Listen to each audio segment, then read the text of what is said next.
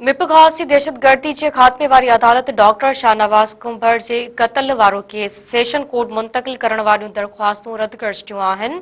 इन हवाले से वधीक अपडेट वठूं था तालिब शरकान। तालिब, छा इन हवाले से वधीक अपडेट आहे?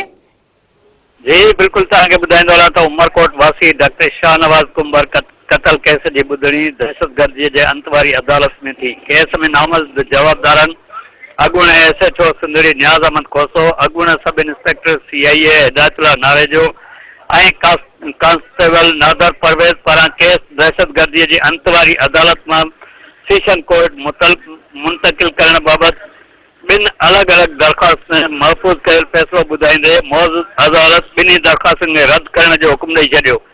अदालत ॿाहिरां ॻाल्हाईंदे फरियादी धुर जे वकील एजाज़ हालेकोटो ॿुधायो त अदालत सगोरी केस सेशन कोर्ट मुंतकिलीअ जूं 2 दरख़्वास्तूं रद्द करण जो हुकुम ॾींदे केस